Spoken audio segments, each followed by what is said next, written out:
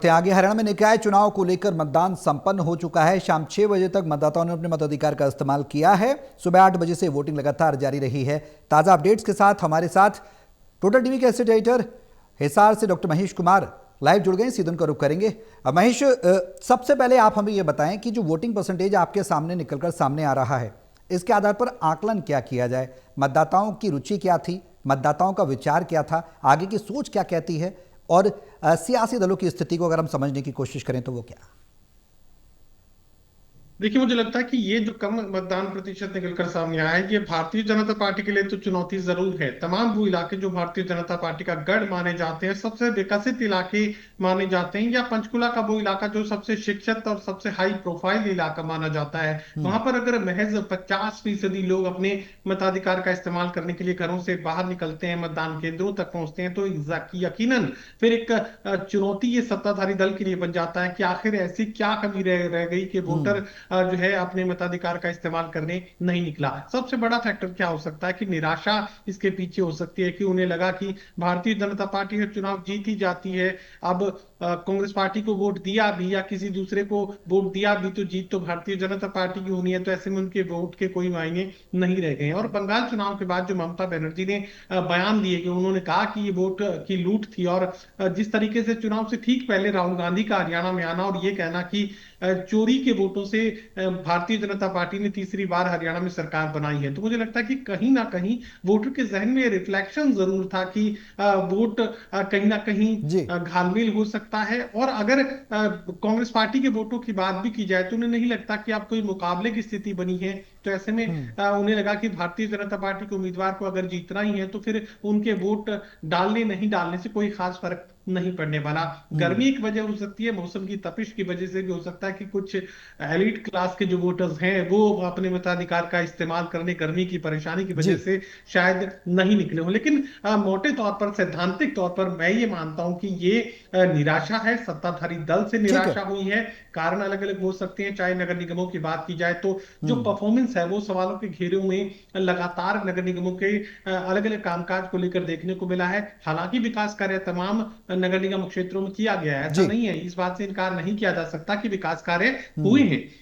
पार्कों की स्थिति पहले से बेहतर हुई है, पेयजल की स्थिति पहले से बेहतर हुई है, सप्लाई लाइंस को बेहतर किया गया है, सफाई व्यवस्था पहले से बेहतर, ठीक है। कूड़ा उठान को लेकर पहले ठीक से है। अच्छी स्थिति इस वक्त देखने को मिल रही है। लेकिन फिर भी निराशा जो है सत्ताधारी दल के साथ कहीं ना कहीं मुझे लगता है कि वोटर्स की जुड़ी है, जिसका खामियाजा यहाँ पर लो वोटर परसेंटेज टर्नआउट के तौर पर देखने को मिल रहा है। और सोनीपत तो चौंका देने वाले आंकड़े दे रहा है, हम्म। 45% के करीब अगर वोटर टर्नआउट परसेंटेज सोनीपत का निकल रहा है, तो फिर परिणाम कुछ भी हो सकते हैं। अगर भारतीय जनता पार्टी के लोग अपने वोट्स को, अपने वोटर को अगर मतदान केंद्रों तक पहुंचा पाए ठीक तो है। फिर ठीक है। ये भारतीय जनता पार्टी के लिए फेवरेबल ठीक है। स्थिति रहेगी, वरना फिर कांग्रेस ठीक है। पार्टी का दाव भी लग सकता है। बिल्कुल। अब आने वाले समय में सियासी फायदा नफा नुकसान क्या होगा, इसको भी जोड़ तोड़ देखने को मिल सकती है। बहुत शुक्रिया महेश, तमाम जानकारी साझा करने के लिए। तो निकाय चुनाव में लगातार वोटिंग हुई, वोटिंग परसेंटेज जरूर कम रहा है, और ज्यादा जानकारी के लिए हमारे सहयोगी राहुल सहजवानी भी हमारे साथ हैं फोन लाइन पर, उनसे भी अपडेट लेंगे। राहुल, क्या कुछ जानकारी आप जुटा पाए हैं वोटिंग परसेंटेज के हिसाब से, सियासी दलों के हिसाब से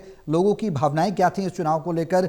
मतदान में वोट कास्ट करने जो लोग आए थे, किस तरह से उनकी प्रतिक्रियाएं देखने को मिल रही थी? तमाम जानकारी आपसे चाहेंगे।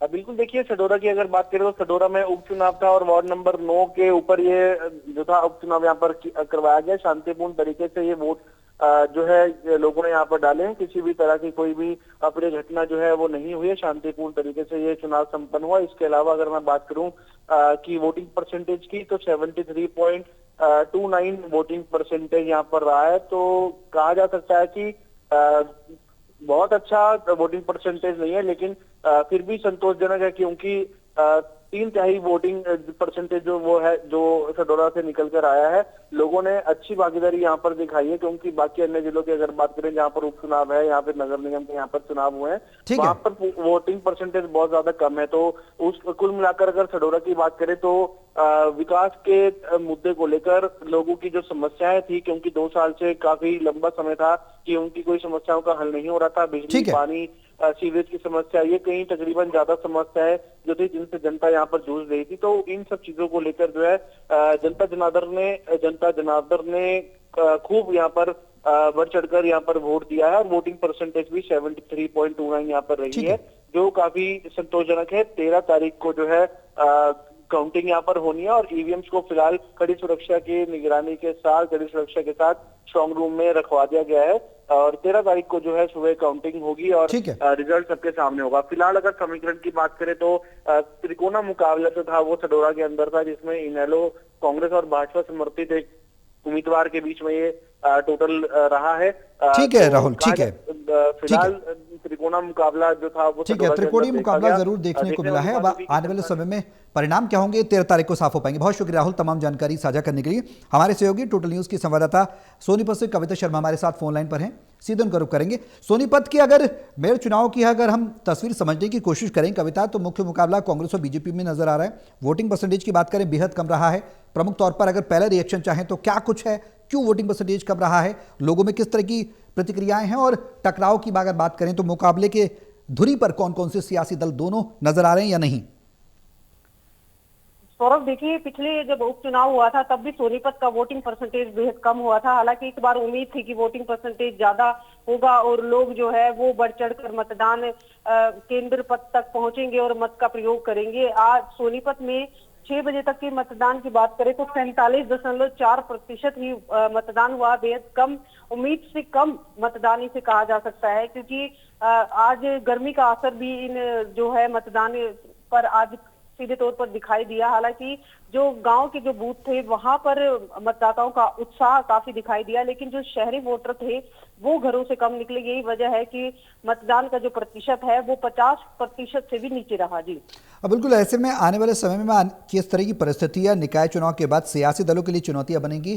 कविता, ये भी एक सवाल है, देखना होगा कि आगे की रणनीति सियासी दलों की क्या कुछ रहती है, क्योंकि वोटिंग परसेंटेज कम हुआ है तो जाहिर सी बात है सत्ताधारी दल के प्रति भी लोगों में कहीं ना कहीं निराशा देखने को मिल रही है, जो वाकई में पार्टी के लिए एक चुनौती भी हो सकती है। बहुत शुक्रिया कविता तमाम जानकारी साझा करने के लिए।